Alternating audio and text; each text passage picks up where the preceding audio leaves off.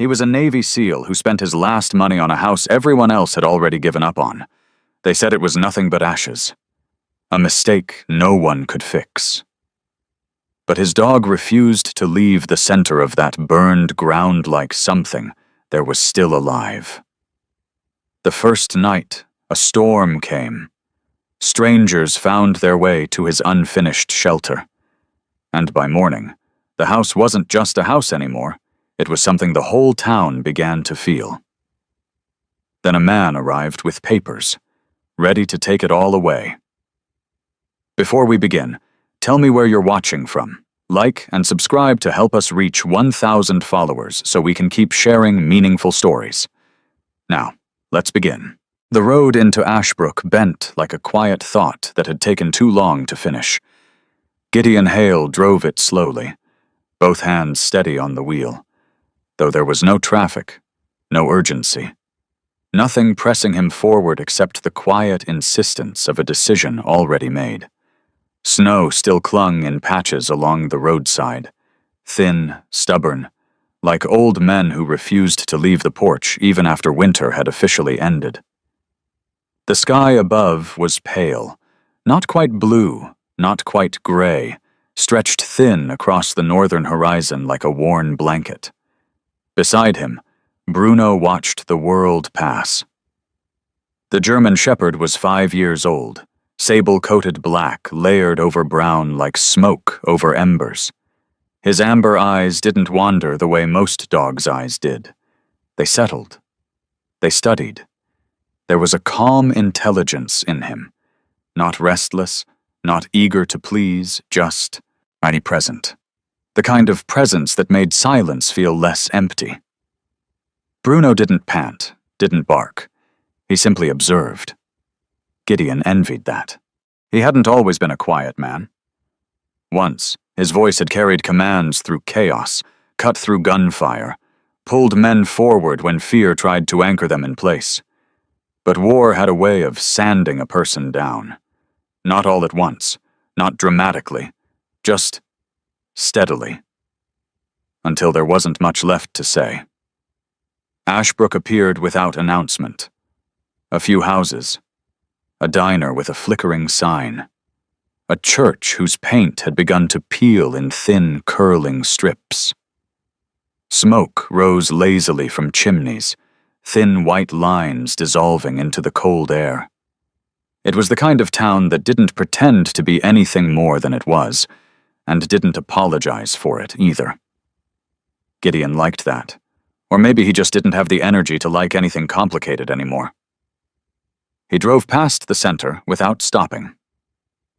A couple of men standing outside the diner glanced at his truck. As one nudged the other, said something.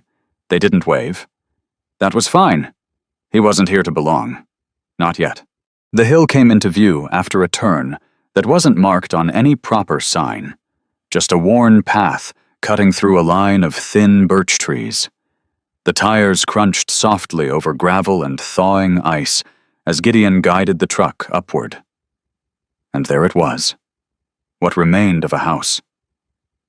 It wasn't much, not in the way people usually measured things.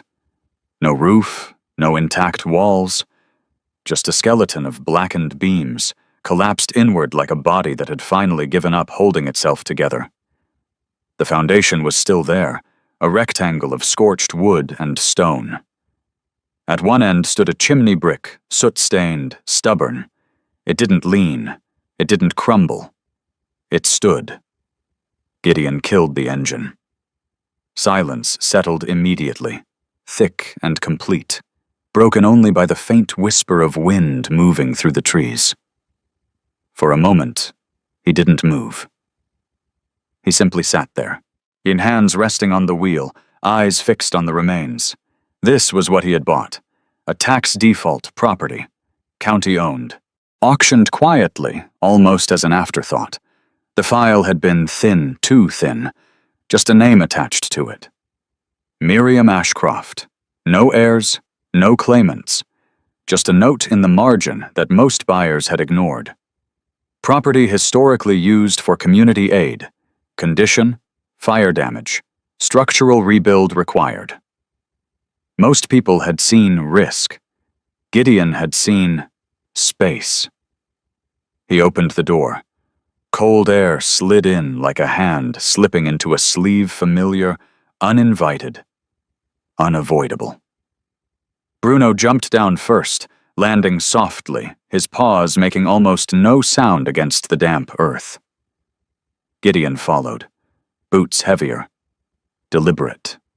They stood there together for a moment. Man, dog, ruin. Bruno moved first. He didn't rush, didn't circle wildly like a curious animal. He walked forward in a straight line, nose low, following something invisible.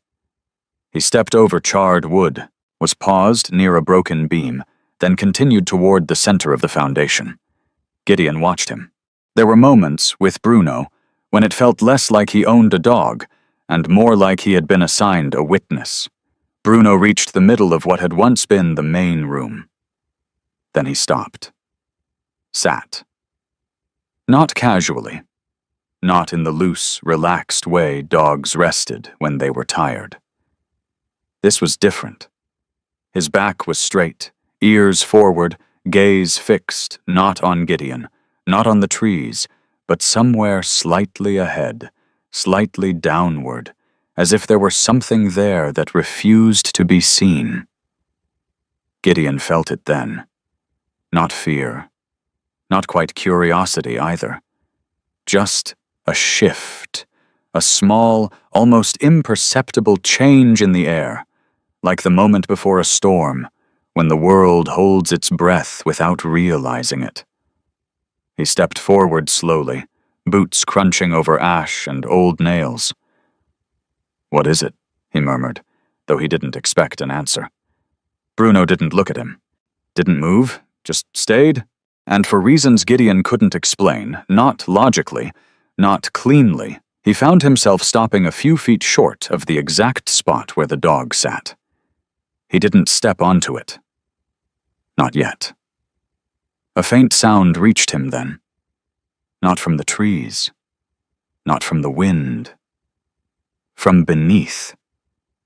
It was subtle, easy to miss. A soft, hollow, creak-like wood shifting under pressure, or something adjusting where it had been still for too long. Bruno's ears twitched once. Gideon froze. The foundation was supposed to be dead, burned out, empty. And yet, something under his feet had just answered the weight of his presence. The moment passed. Just like that.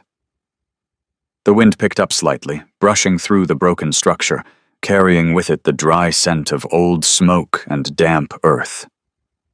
Gideon exhaled slowly, the tension easing from his shoulders in a controlled release.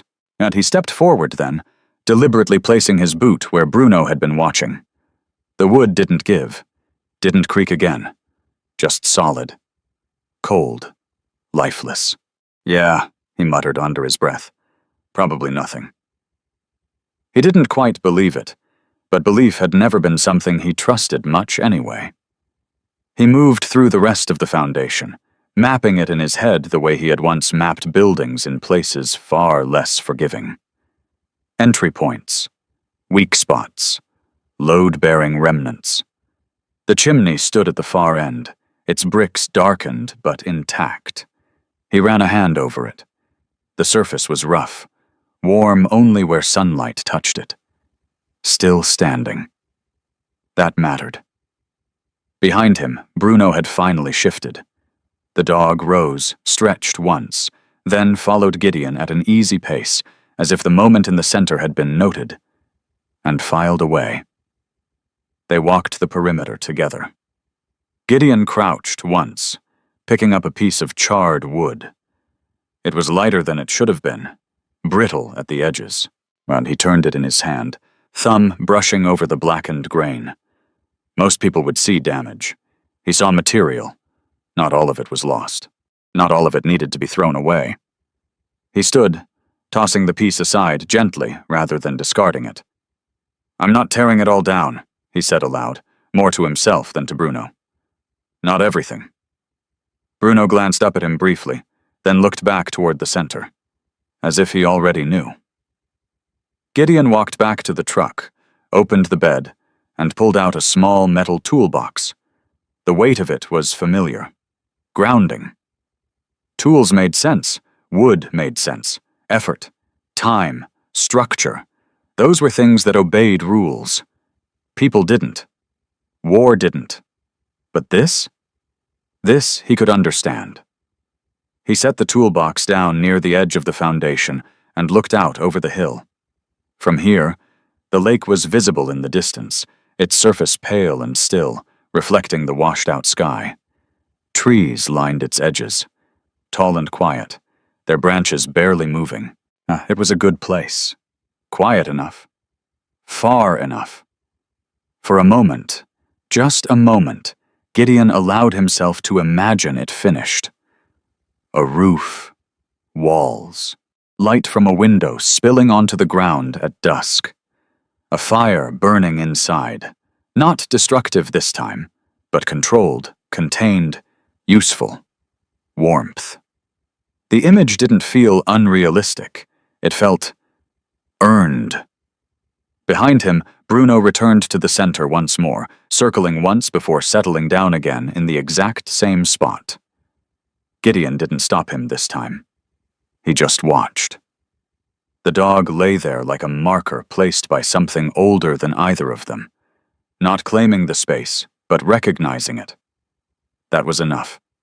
Gideon picked up a crowbar, drove its edge under a loose board, and began. Each movement was deliberate, measured. No wasted force. The kind of work that didn't demand speed-only persistence. The first board came loose with a dry crack. Ash lifted into the air, catching sunlight in thin, drifting lines. Something old was being disturbed. Something that had waited. Gideon didn't rush, didn't speak. He just kept working. And as the sound of wood being pulled apart echoed softly across the hill, Ashbrook quiet, watchful Ashbrook began, without knowing it, to pay attention. Morning came without ceremony. No sunrise worth remembering. No dramatic light spilling across the hill. Just a slow, pale brightness that crept into the sky as if even the sun wasn't in a hurry to arrive.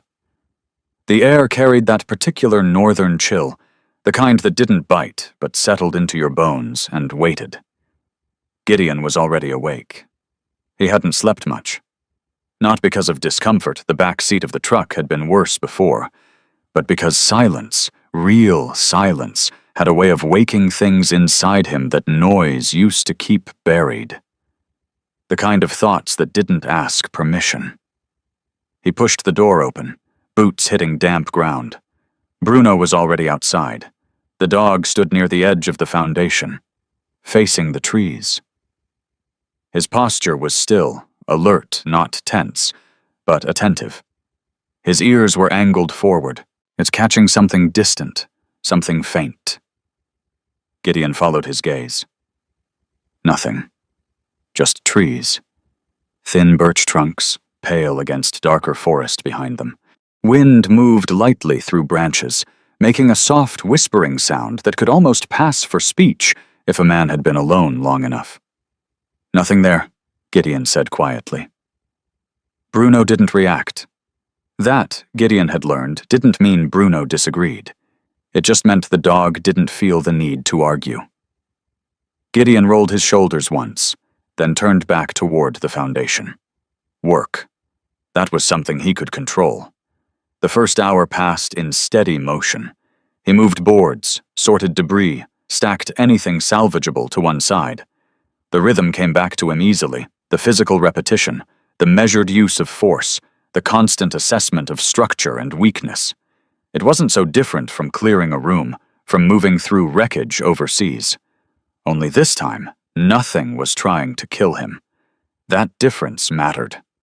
Bruno stayed close, not interfering, not wandering far. Every so often he would pick something up. A glove Gideon had dropped, a loose strap, and bring it over with quiet purpose. No excitement, just Assistance. A working partner. Gideon crouched near the edge of the foundation, prying loose a warped beam. The wood resisted at first, then gave with a dull crack. Ash lifted, drifting in the air like faint gray snow. He paused, looked at the piece in his hands. Charred, yes, but not destroyed. The core was still solid. He set it aside carefully instead of tossing it. Not everything needed to be replaced. Some things just needed time and pressure in the right places. By mid-morning, the sound of an engine climbed the hill. Gideon didn't look up immediately. He finished setting a beam down, wiped his hands on his pants, then straightened. A pickup truck, older than his, paint faded. A body carrying more years than it bothered to hide, rolled to a stop a few yards away. The man who stepped out looked like he belonged to the truck the way bark belongs to a tree. Elias Boone. 68, maybe older, though not in a way that made him fragile. He was tall, in a weathered way lean, but not weak, shoulders still holding memory of strength. His face was carved by time, deep lines around the mouth, eyes narrowed not by suspicion, but by habit. A gray beard, uneven and practical, covered his jaw. His hands, large, rough, scarred, were the kind that had built things long before anyone thought to call it a profession. He didn't smile, didn't frown either. He just looked. At Gideon. At the foundation. At the wood stacked neatly to one side. Then he walked closer. "You're keeping it," Elias said, voice low, gravel thick. Not a question. Gideon nodded once. Some of it. Elias glanced at the salvaged beams again, but his eyes lingered there a moment longer than necessary. "Most folks would have burned it twice just to be sure." Gideon shrugged. "Seems like a waste." A corner of Elias's mouth moved. Not quite approval. Not quite dismissal. "Name's Boone," he said after a beat. "Built half the houses down in the valley. Other half I fixed when they tried to fall apart." "Gideon." Elias nodded as if the name confirmed something he hadn't said out loud. His gaze drifted across the structure again, slower this time. Measuring. Remembering. "She used to keep a fire going all winter," he muttered, almost to himself. "Didn't matter who came knocking." Gideon didn't ask who. He didn't need to. Some names lived in the way people looked at a place, not in how they spoke it. Elias crouched near the foundation, pressing a hand against one of the beams Gideon had already cleared. "Core's still good," he said. "You don't rip that out, you reinforce it." Gideon studied him for a moment. You here to tell me I'm doing it wrong?" Elias snorted softly. "If you were, I wouldn't bother telling you. I'd just wait." A pause. Then, "I got tools." It wasn't an offer. Not exactly. More like a door left slightly open. Gideon nodded again. "Could use another set of hands." Elias stood, brushing dirt from his palms. "Yeah," he said. "You could." They worked without much conversation. Elias didn't give instructions the way people usually did. He corrected by doing. Adjusting a cut. Repositioning a beam. Tapping twice on wood instead of explaining why it wasn't aligned. Gideon understood that language. It wasn't so different from the teams he used to run with. You didn't talk more than necessary. You moved. You adapted. You trusted the person beside you to see what you saw, or at least to notice when you didn't. Bruno adjusted too. He shifted his position closer to Elias at times, watching the older man with the same quiet attention he gave everything else. Once, Elias reached down absent-mindedly, with fingers brushing the dog's head. Bruno didn't move away. That was something. By early afternoon, another vehicle arrived. Smaller, cleaner. The kind of car that didn't belong to someone who spent most of their time outdoors. A woman stepped out, closing the door with a controlled, careful motion. Naomi Mercer. Early 30s. Tall, but not imposing, more like someone used to standing her ground without needing to prove it. Her hair was a warm brown, tied loosely at the back, strands slipping free in the breeze. Her skin carried the faint paleness of someone who spent long hours indoors under artificial light, but her eyes, clear, steady, were anything but distant. She took in the scene quickly. The foundation. The two men. The dog. Bruno noticed her before Gideon did. He walked over, not running, not cautious, just direct. He stopped a few feet away, sitting, head slightly tilted as if asking a question only he understood. Naomi smiled faintly. "Hey there," she said, whilst her voice soft but grounded. She crouched, extending a hand, not reaching, just offering. Bruno stepped forward, sniffed once, then leaned slightly into her touch. Gideon watched that. Bruno didn't trust easily. Naomi stood again, brushing her hands together lightly. "He tore a pad," she said, nodding toward Bruno's back leg. Gideon frowned slightly. "When?" "Earlier," she replied. "Probably when he stepped over those nails." She walked past him without hesitation, heading toward the toolbox. "Got antiseptic?" she asked. Gideon pointed. "Top compartment." She opened it, moving with the kind of efficiency that came from repetition, not urgency. Her hands were steady, precise, not nervous, not unsure, used to helping. "You're new," she said without looking up. "Yeah," she glanced at him briefly. "Most people don't buy this place." Most people didn't. Another faint smile. Fair enough. As Naomi cleaned Bruno's paw, the dog suddenly stiffened. Not from pain. His head turned sharply, not toward the road. Not toward Elias, but back toward the center of the foundation, the exact same spot. His ears rose, a low sound, barely a growl vibrated in his chest. Naomi paused mid-motion. "What is it?" Gideon followed Bruno's gaze. Nothing had changed. The same broken boards, the same open sky. And yet, for a brief second, something in Gideon's chest tightened, sharp and unfamiliar, like recognition without memory. Bruno took one step forward, then stopped. The moment dissolved. Just like that. Naomi exhaled quietly, finishing the bandage. "He'll be fine," she said, standing. "Just don't let him put full weight on it for a day or two." Gideon nodded. "Thanks." She hesitated, looking around once more.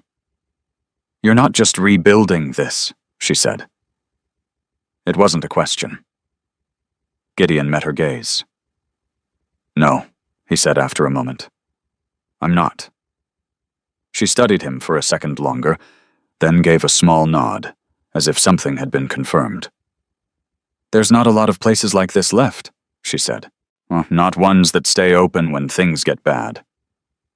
A beat. "If you're planning on keeping that door open," she added, "you're going to need more than wood." Gideon glanced at the structure, then at Elias, then at Bruno. "I know."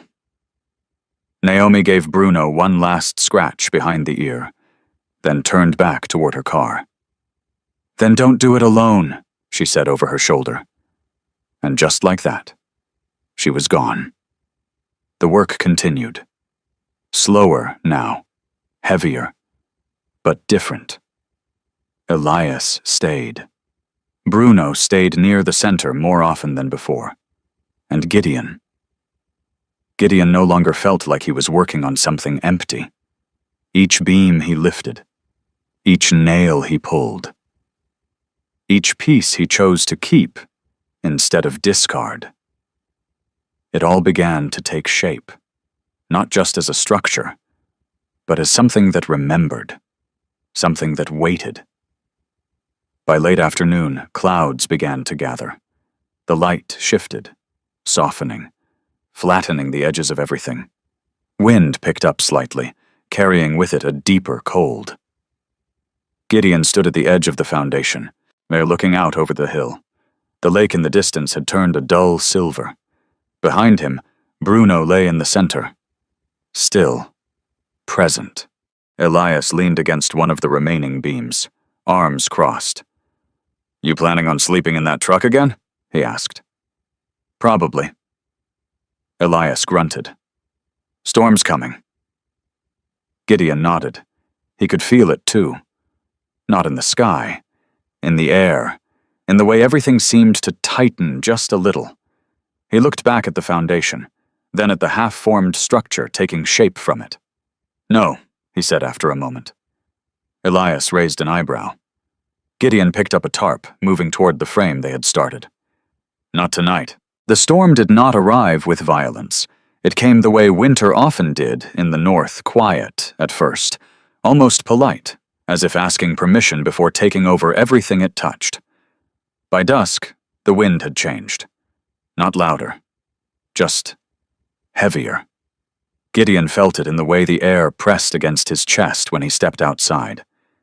The sky had flattened into a pale, endless gray, swallowing depth and distance alike. The lake beyond the hill was no longer visible, only a faint suggestion of something where something used to be. Inside the half-built structure, the tarp Gideon had secured stretched tight across the beams, snapping occasionally like a restrained animal testing its leash. It would hold. He had made sure of that. He always did. Bruno lay near the center of the foundation, front paws crossed, eyes half closed but not asleep. He never truly slept when the world felt wrong. His ears flicked now and then, tracking sounds beyond human range, the shifting of branches, the whisper of snow beginning to fall in thin, almost invisible grains. Gideon adjusted the last knot on the tarp, pulling it tighter against the frame Elias had helped him build earlier. "You've done worse with less," he muttered under his breath. Not a boast. A reminder. Behind him, the dog stood. Bruno moved toward the entrance, if it could even be called that yet, and stopped just inside the threshold. His posture was different now, not alert in the sharp, reactive way. Not tense. Anchored. Gideon noticed that. He didn't comment on it. Instead, he stepped back, scanning the structure once more. The beams held. The joints were crude, but stable. The ground beneath was still uneven, still carrying the scars of fire, but it was solid. Solid was enough. For now. The first knock came just after full dark. It wasn't a knock, not exactly. More like hesitation shaped into sound. A dull thud against the side of the truck, followed by silence. Gideon's head lifted immediately. His body shifted. Not dramatically, not visibly to anyone else, but internally, every line of him aligned toward attention.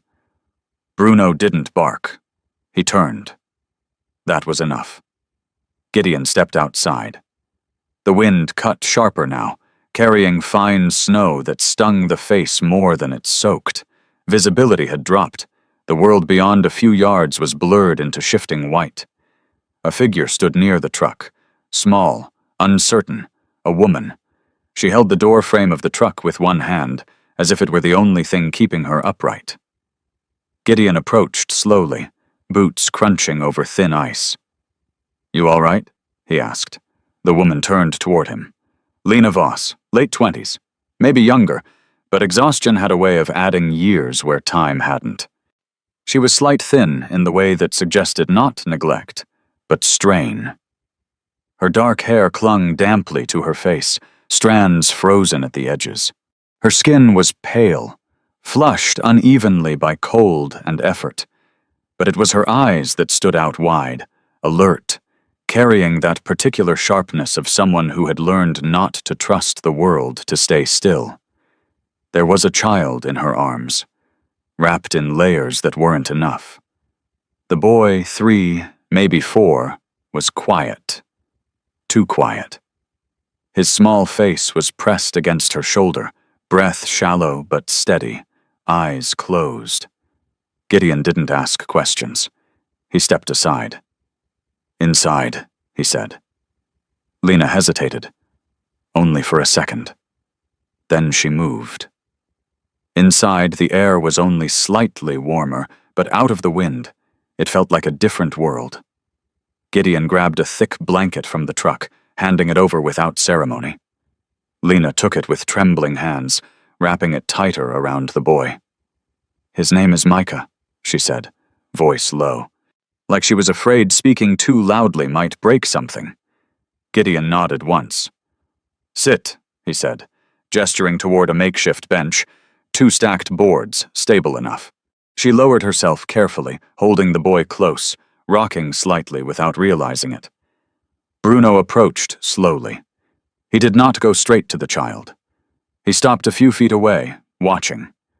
Then, after a moment, he stepped closer and lay down beside them, close enough to share warmth, far enough not to intrude. Micah stirred, just slightly. His small hand moved, fingers brushing against Bruno's fur. The dog did not move, did not flinch. Just stayed. Lena noticed that. A small, fragile breath of relief left her. "I didn't know where else to go," she admitted, almost apologetically. Gideon didn't answer. He understood the sentence without needing to respond to it. Word didn't spread like fire. It spread like breath on cold glass. Slow, quiet, unmistakable. By the time the wind had fully settled into its rhythm steady, and relentless another vehicle made its way up the hill. Headlights cut through the white, hesitant at first, then more certain. Gideon stepped outside again. The truck that arrived belonged to someone who had lived in Ashbrook long enough for the town to stop noticing him. Owen Pike, 41, broad-shouldered, thick-built, the kind of man who carried strength, not as a statement, but as a default. His beard was trimmed but uneven, like he did it himself, and didn't particularly care how it looked. His face was open in the way of someone used to being read easily. No masks, no careful distance. He stepped out, pulling his coat tighter against the wind.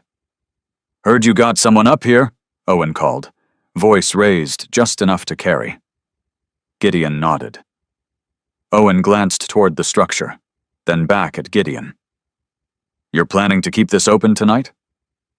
It wasn't a challenge, just a question that needed a real answer. Gideon looked past him, at the storm building over the hill, twas at the road already beginning to blur into white, then back at the half-built shelter, then at Bruno, visible just inside, still lying beside Lena and the child. "Yes," he said. Owen studied him for a moment. Then he nodded once. "Good," he said simply. He reached into the back of his truck, pulling out a small portable heater and a fuel can. "Figured you might need this."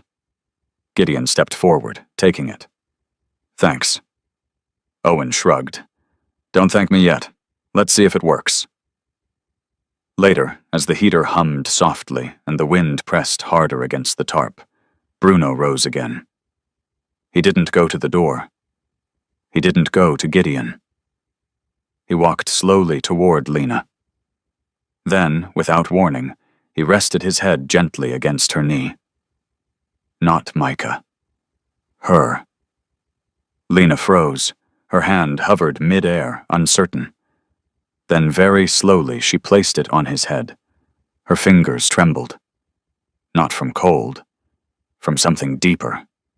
For a brief moment her composure broke, not loudly, yet not dramatically, but in the quiet way of someone who had held too much for too long.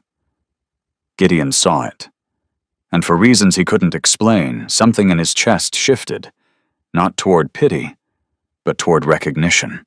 The storm deepened. Snow fell harder now, thick enough to swallow sound. The world beyond the tarp ceased to exist.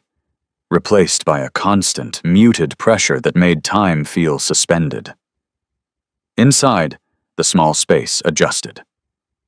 Owen set up the heater, testing it twice before leaving it running.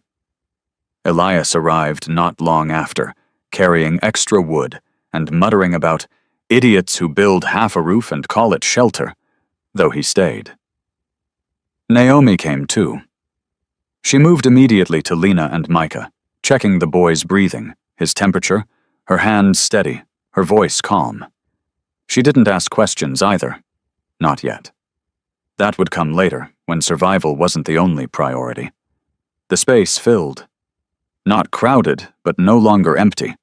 Each person moved around the others carefully, instinctively adjusting, making room, offering what they could, while a thermos appeared. Extra gloves. A second blanket.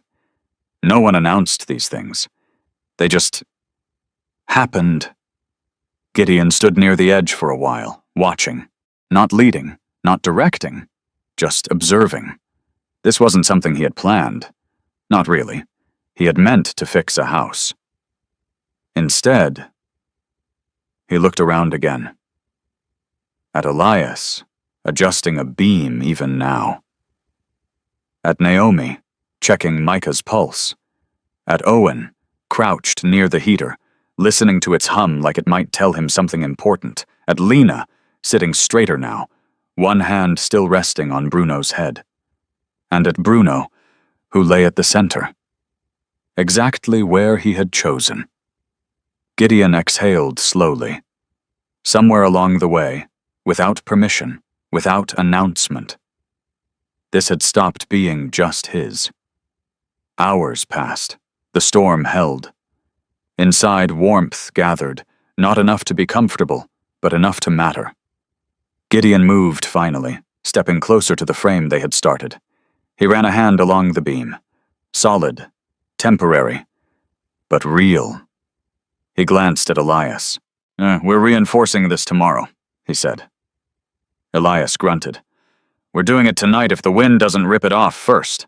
A faint smile touched Gideon's mouth. Not much, but enough. Outside, the storm continued. Inside, the light held. And somewhere between the sound of wind and the quiet breathing of people who had found, at least for one night, a place to stop running. The house began to exist. Not as wood, not as structure, but as something harder to destroy. Morning did not break the storm. It thinned it. The wind no longer howled, it dragged, low and heavy, like something reluctant to leave. Snow still fell, but slower now, drifting instead of striking.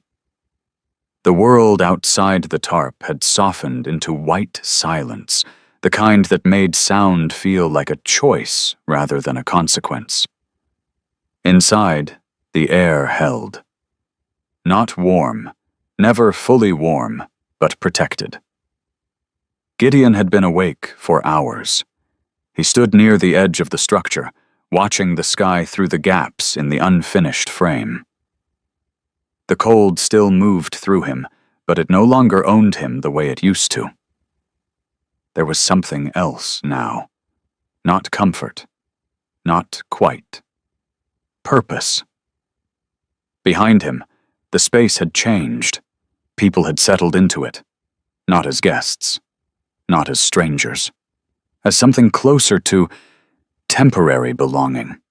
Lena sat with her back against one of the reinforced beams. Micah curled in her lap, his breathing deeper now, steadier. The exhaustion in her face had not disappeared, but it had loosened, softened at the edges. Her hair had dried unevenly, strands curling slightly against her cheeks. Naomi knelt beside her, checking the boy again, her movements quiet and precise. She didn't rush, didn't hover. She worked with the calm rhythm of someone who had learned that panic solved nothing. Elias had not slept at all. He sat on an overturned crate, sharpening a blade with slow, methodical strokes, not because it needed sharpening, but because his hands didn't know how to be still when something needed doing. Owen stood near the entrance, arms crossed, watching the storm like a man who had spent too many winters measuring danger by how the wind moved through trees.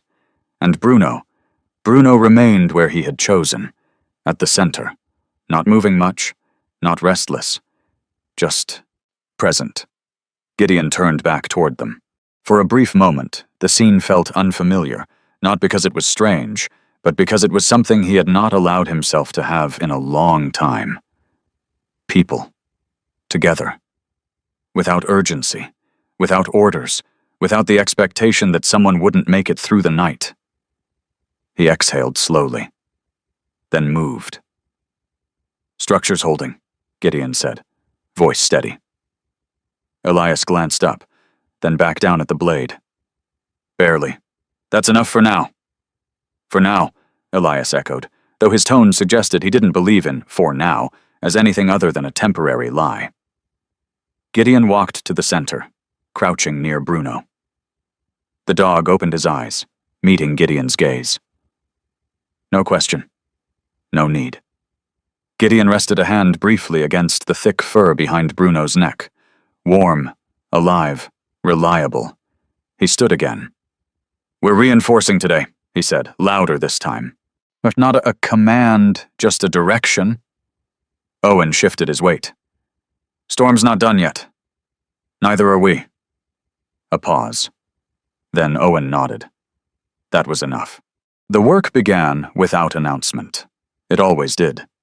Elias took the lead on the structure-adjusting angles, reinforcing joints, checking the weight distribution of the tarp under accumulating snow. He didn't explain much. He simply moved, expecting others to follow or learn. Gideon worked beside him, matching pace. Not competing. Not questioning. Just aligning. Owen handled the exterior when visibility allowed, clearing snow from the edges, checking the approach path, making sure no one else would drive into trouble without knowing where to go.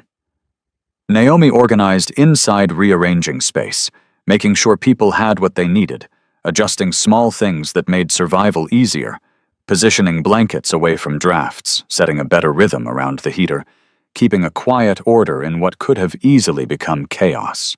Lena watched at first. Then slowly she joined, not in large ways, small things, holding a beam steady, passing tools, adjusting a blanket so someone else wouldn't feel the cold as sharply. It was hesitant at first, then steadier. Hours passed like that, measured not by time, but by progress. A beam secured, a joint reinforced, a wall line defined where there had been none. The structure began to look less like a temporary hold and more like something that intended to stay. Gideon stepped back once, looking at what they had done. It wasn't much, but it wasn't nothing. And that mattered. Bruno rose without warning, not abruptly, not alarmed, just certain. He walked slowly toward the far edge of the foundation, the side where the chimney stood.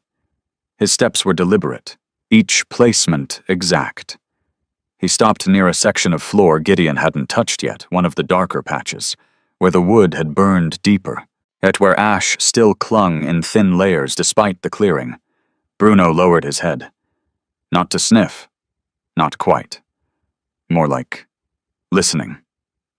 Then he tapped the ground once with his paw, soft, controlled, and looked back at Gideon, not waiting, not asking, just showing. Gideon didn't move immediately. Something about the gesture held him in place. Not fear, not urgency, but a quiet insistence that this moment mattered. He walked over, crouched, pressed his hand lightly against the surface. Cold. Still. But beneath that, there was a difference. Subtle. Almost nothing. But not nothing. He didn't speak. Didn't call the others. He simply stood again. and for the first time since arriving in Ashbrook, he allowed a thought to form fully without pushing it away. This place is not finished telling its story. He turned back toward the others. After this, he said evenly, we clear that section. Elias glanced over. Why? Gideon held his gaze for a moment. Then, because it hasn't been checked yet. Elias studied him, then nodded. If that was enough. By late afternoon, the storm had begun to break. Not completely, but enough for light to return in thin streaks through the cloud cover. The world outside regained edges. Distance came back. The lake appeared again faint, but real. Inside, the space felt different. Not just because of the work, because of what had settled into it. People moved more easily now, spoke more. A quiet laugh from Owen at something Elias muttered. Naomi explaining something softly to Lena. Micah awake, sitting upright now, watching Bruno with careful curiosity. Bruno, for his part, allowed it. The boy reached out again, fingers brushing fur. This time, he smiled. Small, but real. Gideon saw that, and something in him eased, not fully, not permanently, but enough to notice. He stepped outside for a moment.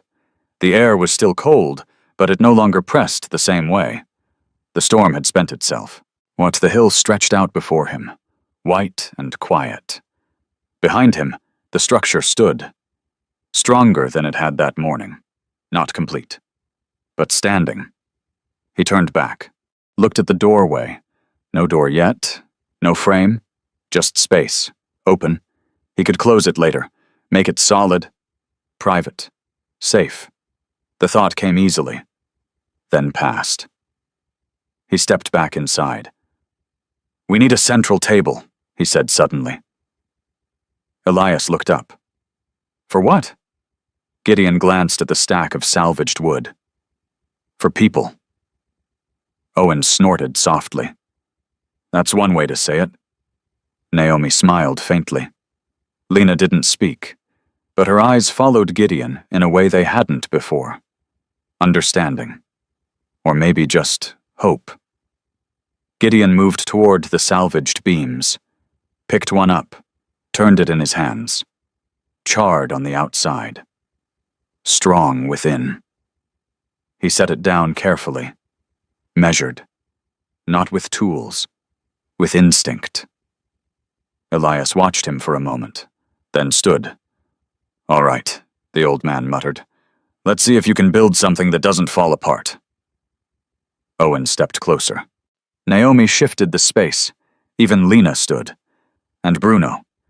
Bruno returned to the center, laying down, as if holding the place together while the rest of them learned how. Outside, the storm faded. Inside, something else began. Not loud, not dramatic, just steady, like a heartbeat that had been weak and had decided, quietly, to keep going. The storm left quietly, not with a final roar or a dramatic clearing, but with a slow withdrawal, like a tide slipping back into itself, leaving behind a world that looked the same, but wasn't. Morning light returned in fragments, thin beams through broken clouds, a pale glow over snow that had settled into soft, uneven layers across the hill. The trees stood still again, their branches heavy but no longer strained. The lake in the distance had regained its shape, a flat stretch of muted silver beneath the sky. Inside the structure, warmth lingered in memory more than in temperature. The heater still hummed softly, its low vibration blending into the quiet rhythm of breathing bodies, shifting boots, and the occasional creak of wood adjusting under new weight.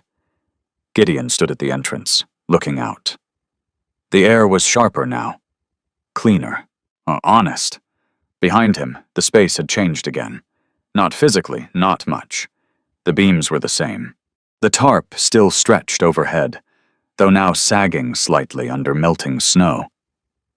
The central area was still uneven, still scarred with charred lines and darkened patches. But the feeling, that had shifted.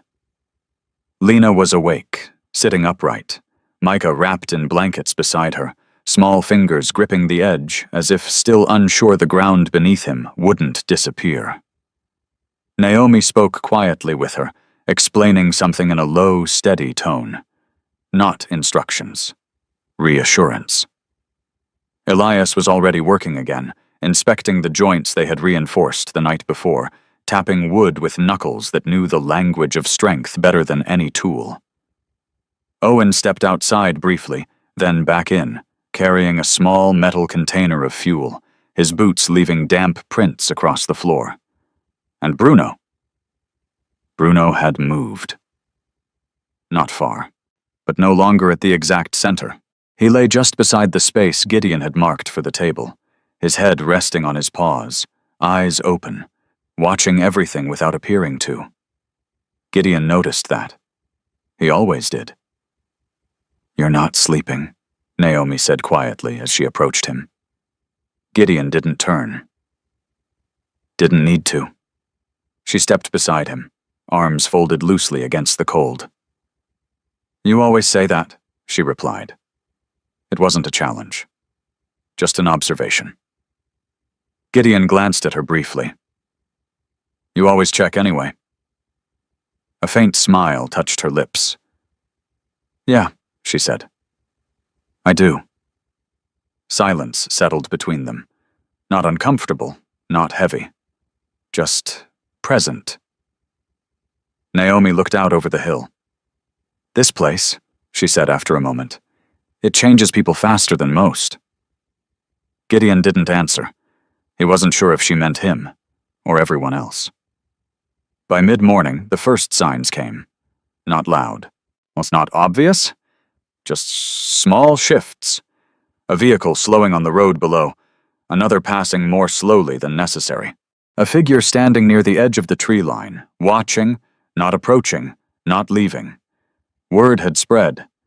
Not in the way stories did, exaggerated and twisted, but in the way truth traveled in small towns, through glances, through quiet conversations, through the kind of silence that meant something had happened, and people didn't know what to do with it yet. Gideon felt it. The attention. Not hostile, not welcoming either, just aware. Elias noticed it too. "They'll start talking now," the old man muttered, adjusting a beam. "They already are." Elias snorted softly. "Talking's easy. What matters is who listens." Gideon leaned against one of the posts, watching the road below. "Doesn't change anything." Elias paused, looked at him, then went back to work. "No," he said. "It doesn't." But the way he said it suggested something else entirely. The truck arrived just past noon. New, clean, out of place. It didn't struggle up the hill like the others had. It moved smoothly, deliberately, as if the road belonged to it. Gideon straightened before it even stopped. Bruno stood, not tense, but alert. The engine cut. The door opened. And the man who stepped out looked like he had never once needed to earn his space in a room. Cliff Redden, mid-40s. Tall, broad in a polished way, not built from labor, but from time spent maintaining appearance. His coat was expensive, dark wool cut sharp at the shoulders. His hair was neatly trimmed, dark with just enough gray to suggest experience rather than age. His face was clean-shaven, features defined but softened by the kind of confidence that came from rarely being challenged. His eyes were the only thing that didn't match the rest. Too still. Too measuring. He closed the door of the truck with quiet precision, then walked forward. Was each step placed carefully, as if he were already deciding what this land would become beneath his feet. Gideon didn't move. Elias stopped working, stopped. Owen shifted his stance slightly. Naomi stepped back, instinctively placing herself closer to Lena and Micah. Bruno remained beside Gideon. Cliff smiled. It wasn't wide, not warm, just appropriate. "Gideon Hale," he said, voice smooth, controlled. "I was hoping we'd meet." Gideon nodded once. "You found me." Cliff glanced around the structure, taking in the beams, the tarp, the people. "The whole town seems to have, lately." A pause. Then, "You've done quite a bit, with very little." Not a compliment, an assessment. Gideon didn't respond. Cliff stepped closer, stopping just short of the foundation. "I represent a development group with interest in this property," he continued. "And as it turns out, there are complications regarding its current use." Elias let out a quiet breath through his nose. Owen's jaw tightened slightly, and Naomi said nothing. Gideon remained still. "What kind of complications?" he asked. Cliff's gaze shifted to the structure again. "To put it simply," he said, "this land was not intended for private redevelopment. The original deed before it became county-held contained provisions regarding its use for public welfare under certain conditions." Gideon felt something settle in his chest. Not surprise. Recognition. "Meaning?" he said. Cliff's smile returned, slightly sharper. "Meaning that what you're doing here, however admirable, may not align with the legal framework governing this property." Bruno stepped forward then. Not aggressively. Not protectively. Just forward. He stopped between Gideon and Cliff, and for the first time since the man had arrived. Cliff hesitated. It was brief, almost invisible, but it was there. His eyes dropped, not in fear, but in calculation, measuring something he hadn't expected. Bruno didn't growl, didn't bare teeth. He simply stood, still, unmoving. And in that silence, something shifted, not in the air, not in the structure, in the balance between two men who had just realized this wasn't going to be simple. Cliff straightened, adjusted his coat slightly. Recovered. "As I was saying," he continued, tone unchanged, "there are options available. Solutions that would benefit everyone involved." Gideon crossed his arms. "I'm listening." Cliff nodded. "We could acquire the property," he said. "Ensure proper development, infrastructure, safety. You would be compensated, of course, generously." Elias let out a dry laugh. Owen didn't. Naomi's eyes stayed on Gideon. Lena held Micah closer. Gideon looked past Cliff, at the structure, at the beams they had built, at the space where people had slept, at the place Bruno had chosen. Then back at Cliff. "And if I'm not interested?" Cliff's smile didn't fade, but something behind it did. "Then," he said calmly, "shall we pursue legal clarification, which may result in a temporary suspension of activity here until ownership and usage are resolved." A pause. Snow shifted lightly under the wind. "And that," Cliff added, "would include restricting access to the property." Silence followed. Not empty. Full. Gideon didn't answer immediately. He let the words settle. Let the implications take shape. Not in his head, in his chest. Because that was where decisions like this actually lived. He exhaled slowly. Then, "No," he said.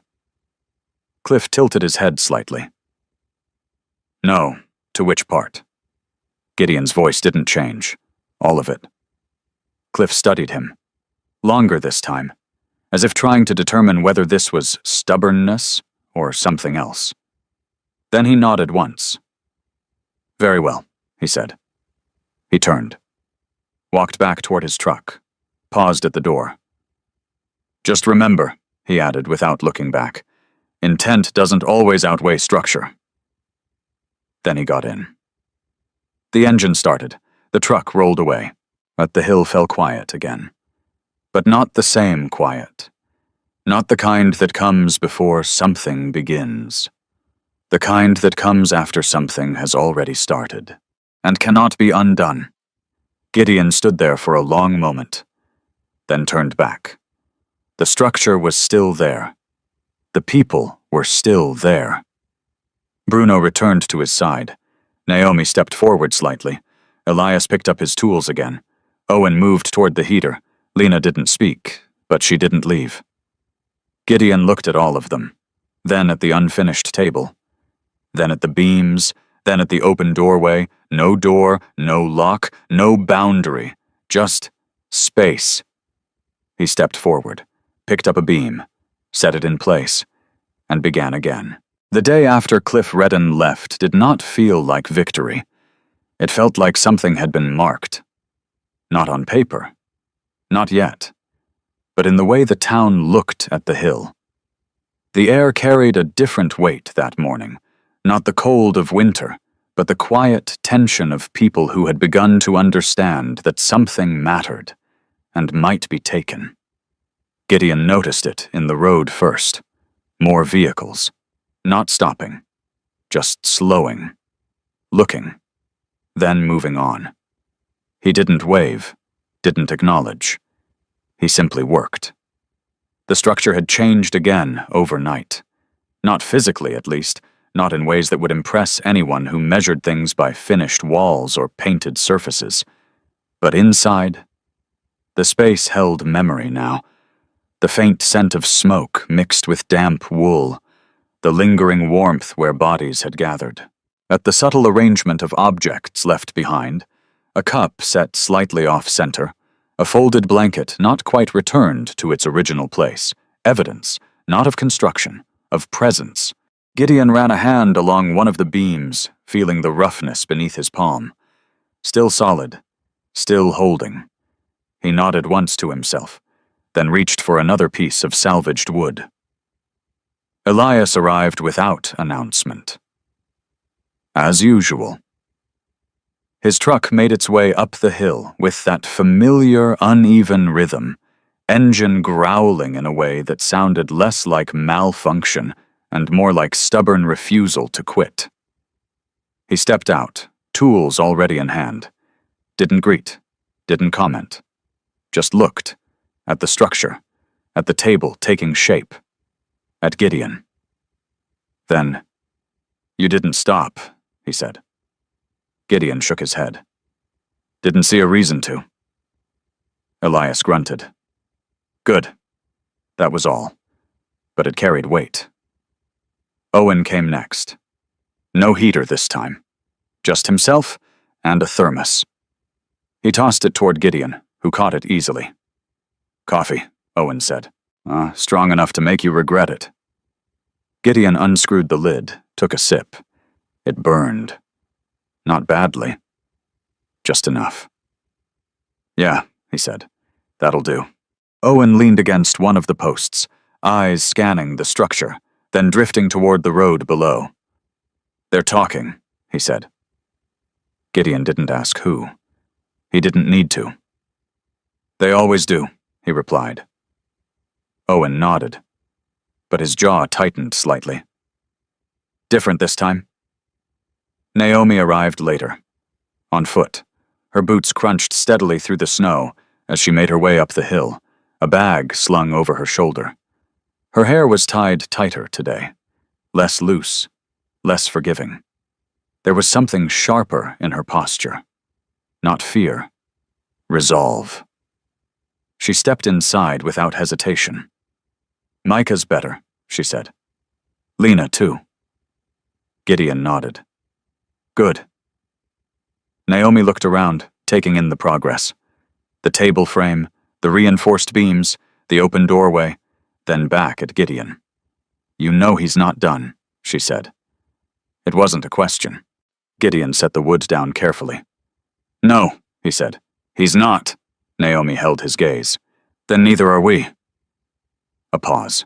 Then she moved past him, setting her bag down and beginning to organize the space again, like she had already decided where she stood.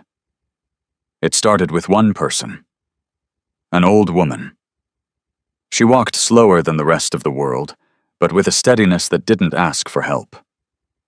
Her coat was too large for her frame, hanging loosely over shoulders that had long since given up trying to appear strong. Her hair, white and thin, was tucked beneath a faded wool hat.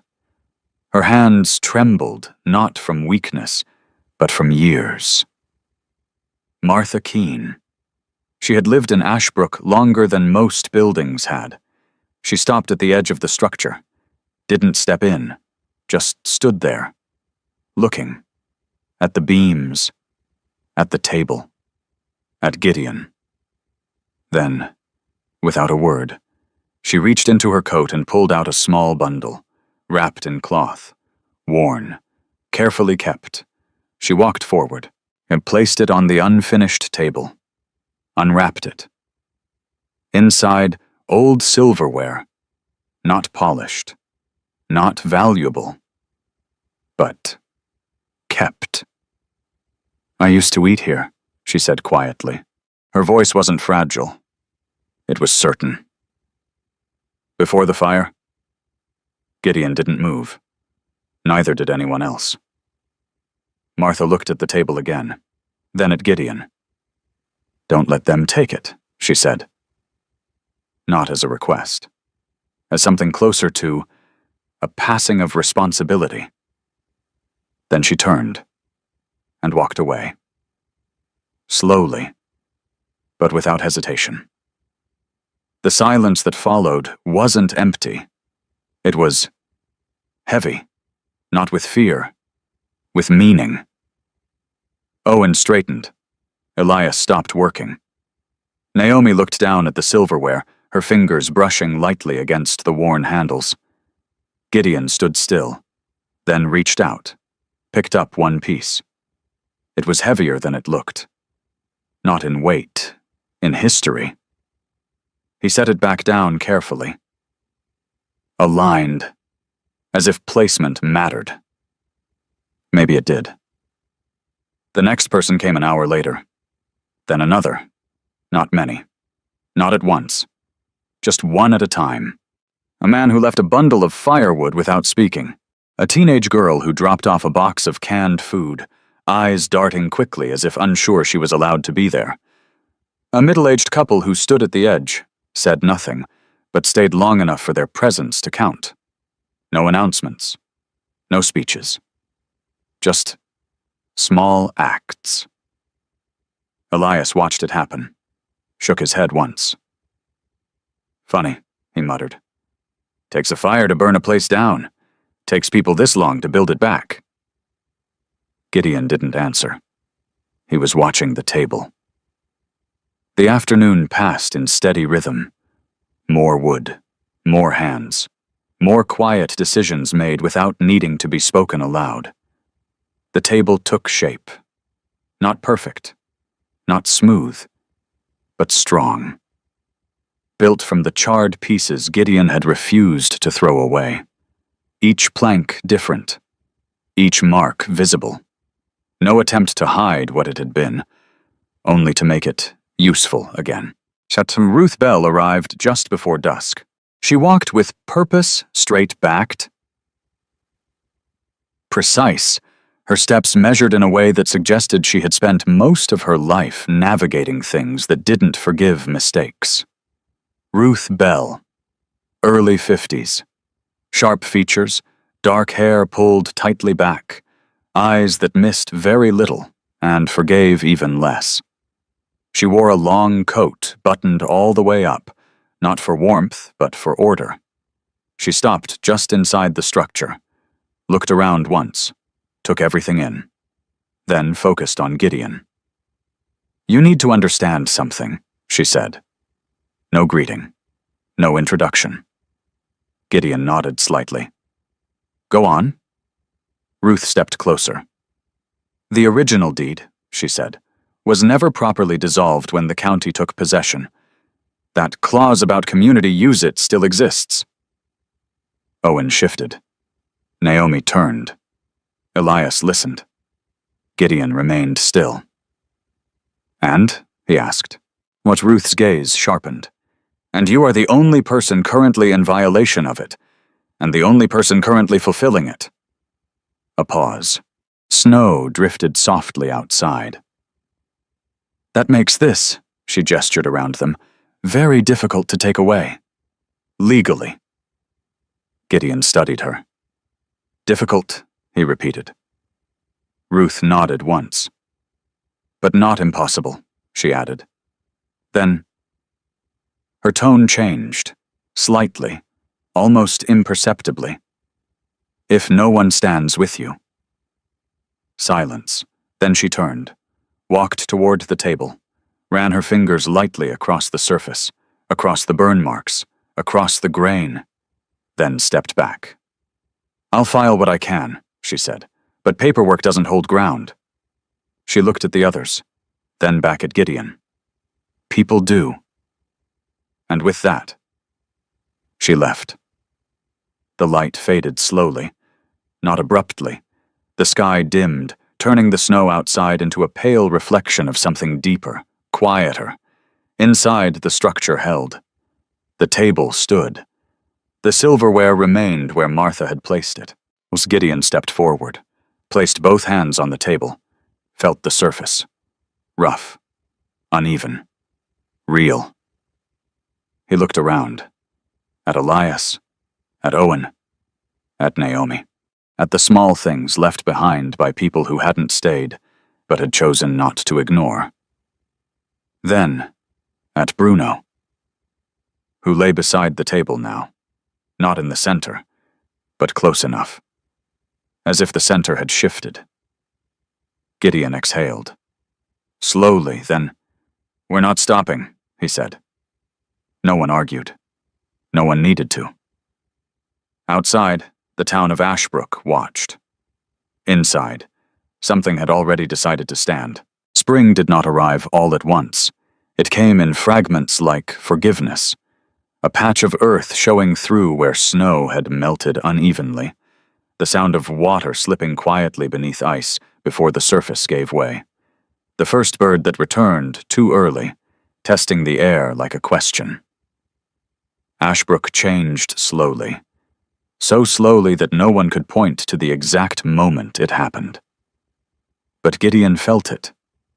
In the mornings, when the cold no longer clung to his lungs the same way. In the afternoons, when light stayed just a little longer on the hill. In the evenings, when the house, because it was a house now, undeniably held more than warmth. It held voices. The structure stood complete in its own way.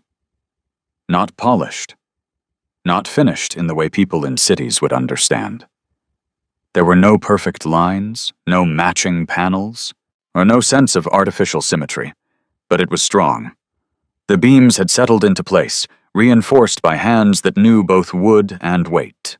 The tarp had been replaced by a proper roof patched, uneven, but reliable.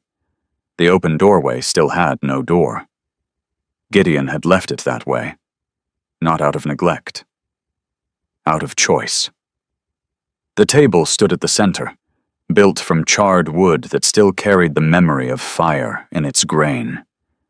No attempt had been made to sand it smooth or hide the scars.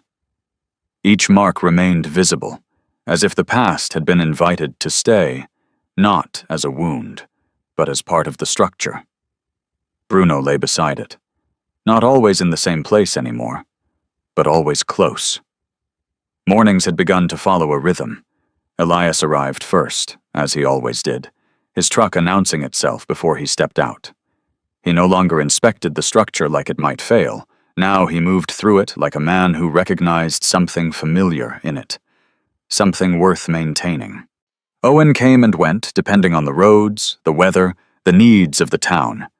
But when he came, he stayed longer than necessary.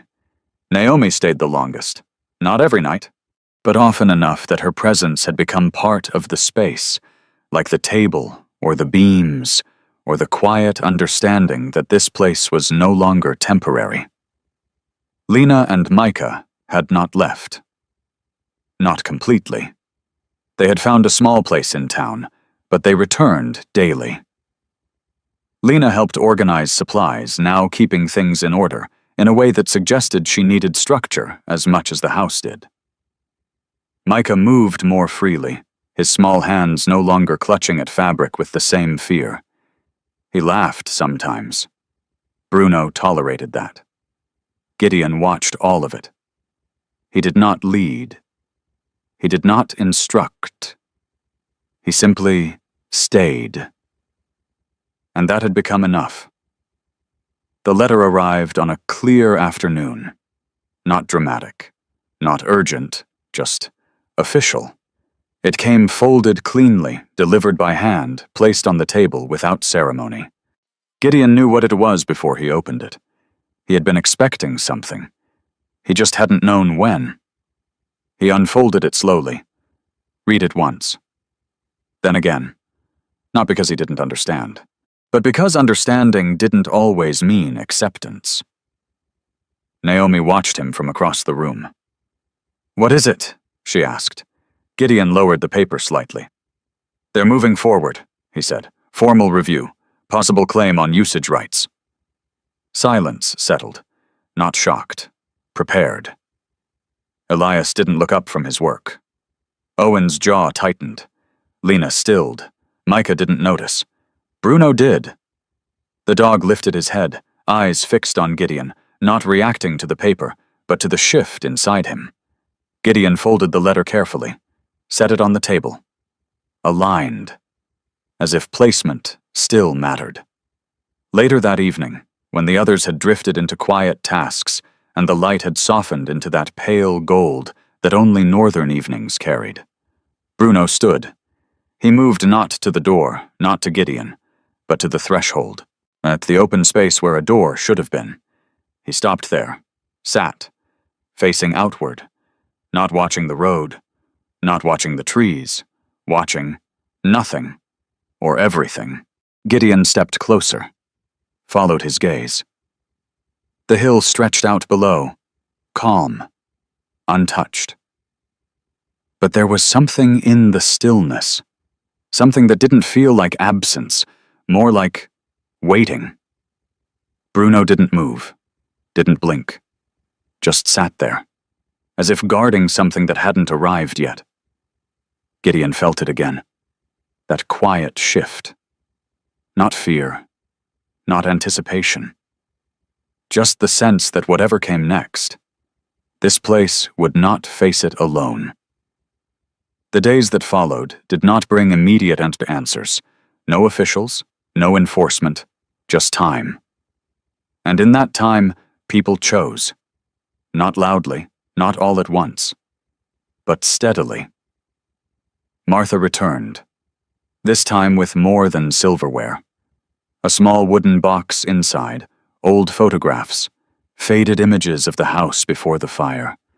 People gathered, faces younger, softer. Evidence that what stood now had once held life before and could again. She placed them on the table, did not explain, did not need to. Others came, not all at once, but enough. A man who had once laughed at Gideon's decision now brought lumber from a dismantled shed. A woman who had never spoken to him before left jars of preserved food near the entrance. 2 teenagers arrived awkwardly, offering to help repair the outer frame. Each act small, each one deliberate. Ruth returned as well. Her steps were the same, measured, precise, but there was something different in her expression now. Not softer, more certain. "They're building a case," she said. Gideon nodded. "I figured." Ruth looked around the structure. At the table. At the photographs. At the people moving quietly through the space. Then back at him. "You're going to need more than paperwork." Gideon met her gaze. "I know." Ruth nodded once. "Good." She paused, then added, "They won't expect this." She gestured not at the building, at the people. Then she left. The evening settled slowly, light fading, air cooling, but not as sharply as before. Spring was still coming, even if it took its time. Gideon stood near the table again, hands resting on its surface. He looked at the wood, the burn marks, the uneven lines, then at the room, at Elias, at Owen, at Naomi, at Lena, at Micah, at Bruno, still near the doorway, still watching. There had been a time, not long ago, when Gideon had believed that staying anywhere too long was a mistake, that nothing held, that everything eventually broke, burned, disappeared. But this wasn't something he had found. It wasn't something he had taken. It was something that had formed around him, without asking, without permission.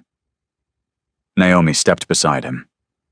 "You could still leave," she said quietly, not pushing, not pleading, just stating a truth. Gideon nodded. "I could." He looked at the doorway, at the open space, at the hill beyond, then back at the table, and at the marks that had not been erased, at the people who had not walked away. "I'm not going to," he said. Naomi didn't smile. She didn't need to. Gideon moved, picked up one of the remaining pieces of charred wood, walked toward the entrance, set it into place above the frame, not as a barrier, as a marker, something that said, "This place exists. This place stays." Elias joined him without a word. Owen followed. Naomi adjusted the alignment. Lena held the beam steady. Micah watched. Bruno remained at the threshold. Together, they finished it. Not perfectly, not permanently, but enough. Above the entrance, carved into the wood, simple, unpolished. Clear. Hearth house. Beneath it, smaller, less certain, but still there, built from ash, kept alive by hands. The sun slipped below the horizon. Light faded, but the house did not go dark. Inside, the fire burned, steady, warm, alive. And out there, beyond the hill, beyond the town, beyond whatever came next, the world continued, uncertain, unpredictable, and unforgiving. But here, there was a place. Not perfect, not finished, but standing. And sometimes, that was enough to change everything. Sometimes, miracles don't arrive as light from the sky or voices in the wind. Sometimes they look like a man who refuses to walk away, a dog who stays when everything else leaves, and a place that was once broken, choosing to hold people again. Maybe God doesn't always change our circumstances overnight. Maybe He places us exactly where we're needed, even when we don't understand why at first. And through small acts, warm hands, open doors, quiet courage, He builds something greater than we ever planned. In our daily lives, we often wait for a sign, something big enough to prove that hope is still real. But what if the miracle is already there, in the chance to help someone, in the strength to stay when it's easier to leave, in the people who stand beside us when everything feels uncertain? If this story touched you, take a moment to share it with someone who might need a little hope today. Tell me in the comments where you're watching from, and what part of this story stayed with you the most. And if you believe in stories that heal, don't forget to subscribe so we can keep sharing more like this together. May God watch over you, protect your path, and bring warmth into your life, even in the coldest seasons.